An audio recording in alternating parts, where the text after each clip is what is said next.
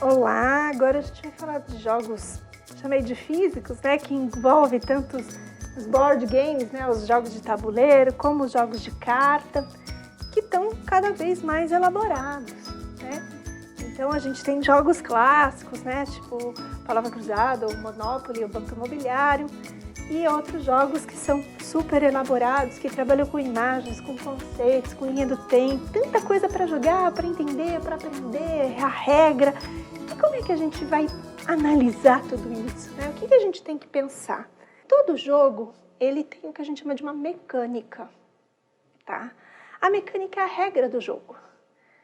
São as estruturas que dão, né, a sustentação. Então, por exemplo, o Monopoly ou o Banco Imobiliário, ele tem sempre uma regra, né, de você comprar o lugar, de você ir coletando e tomando, né? E o Banco Imobiliário, ele tem essa história de ser uma coisa capitalista, né? E, na verdade, segundo a história, a pessoa construiu o Banco Imobiliário para justamente criticar a lógica capitalista, para ver se a pessoa percebe o quanto ela toma tudo e cobra aluguel dos outros e manda a pessoa para a cadeia, né? E é engraçado que mecânica, ela pode ser adaptada para outras coisas. Por exemplo, esse aqui é o Dinópoly, tem outros temas que usam a mesma lógica do Monopoly, né, do Banco Imobiliário, só que outras temáticas. Nesse aqui você tem que comprar as escavações, os fósseis, né? Mas é a mesma lógica.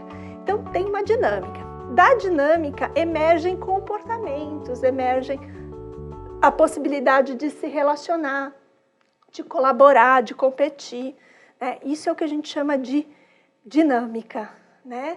E a estética, nessa teoria que é um framework, que é mecânica, dinâmica e estética, tá? A estética é que tipo de envolvimento eu causo, emoção. Então, a gente precisa olhar esses jogos e perceber como é que são as regras dele, né? E o que essas regras permitem. Por exemplo, um exemplo que é muito interessante, né? Esse jogo Dixit, difícil de falar, é um jogo ultra premiado, que são imagens, né? E o segredo dele, a regra, né, é você contar algum conceito seu através de imagem. Então você escolhe uma imagem e ninguém pode ver e você fala o conceito ou o sentimento ou uma questão abstrata e as pessoas têm que escolher cartas que elas acham que são parecidas. E depois as pessoas têm que descobrir qual que é a real escolhida, votar, né? Nisso, o que a gente está compartilhando? É claro que eu estou tentando ver uma questão de representação de alguns conceitos visuais, mas eu estou compartilhando visões de mundo, né? Os desenhos são lindíssimos, lindíssimos. Então, é um jogo muito gostoso. E exatamente o contrário do concept, que esse é uma representação visual, esse eu tenho que usar elementos para descrever um conceito, né? Então, a forma, a cor, então eu tenho alguma coisa concreta, eu tenho que definir, né? Se é pessoa, se é coisa, se é material, né? Então eu vou colocando elementos e as pessoas vão definindo e que vão emergir conteúdos, experimentações, né? Então permite, como eu falei do Monopoly, né? O Banco Imobiliário, que no fundo tem uma lógica capitalista, que você pode usar isso para questionar ou simplesmente para ensinar as crianças a comprar e vender coisas mesmo, né?